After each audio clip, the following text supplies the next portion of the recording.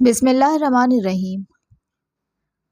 حضرت ایوب علیہ السلام جب قضائے حاجت کے لیے نکلتے تو آپ کی بیوی اپنے ہاتھ کا سہارا آپ کو دیے رہتی تھی حتیٰ کہ آپ واپس آ جاتے۔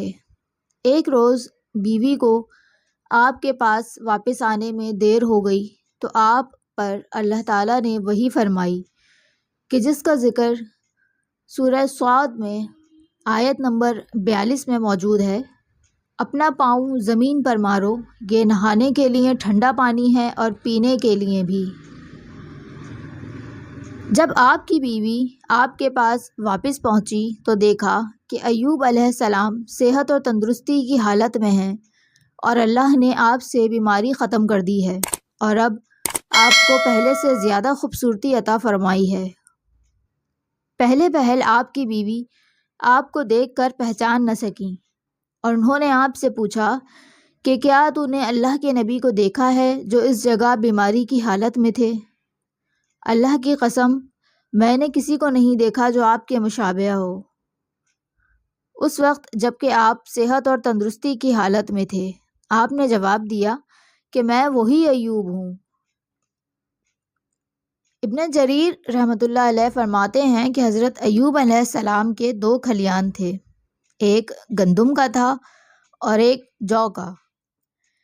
اللہ تعالیٰ نے 2 بادل بھیجے، گندم کے کھلیان کے اوپر آنے والے بادل نے سونا برسایا اور جو کے کھلیان کے اوپر آنے والے بادل نے چاندی برسائی، یہاں تک کہ دونوں کھلیان لبالب بھر گئے۔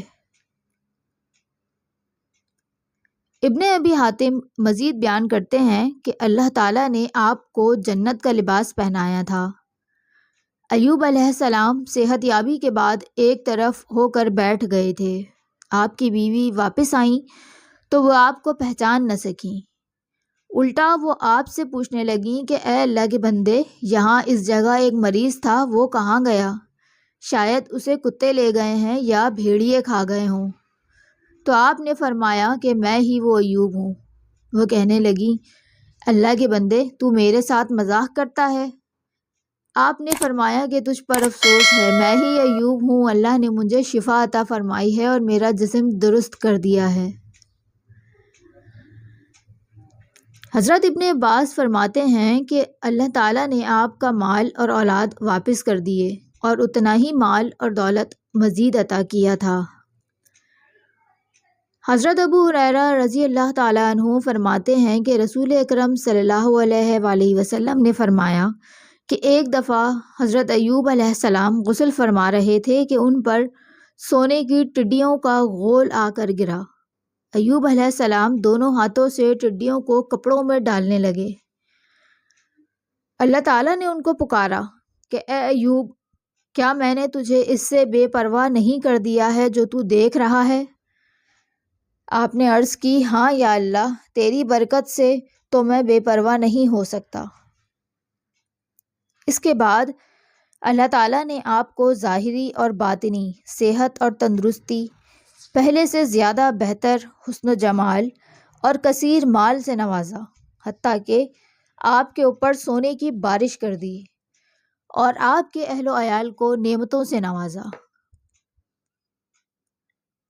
حضرت لیث بن مجاہد بیان کرتے ہیں کہ قیامت کے دن اللہ تعالیٰ اغنیا کے سامنے حضرت سلیمان علیہ السلام کو، غلاموں کے سامنے حضرت یوسف علیہ السلام کو اور بیماروں کے سامنے حضرت ایوب علیہ السلام کو پیش کرے گا۔ ابن جریر اور دیگر مورخین نے ذکر کیا ہے کہ ایوب علیہ السلام جب فوت ہوئے تو اس وقت آپ کی عمر 93 سال تھی۔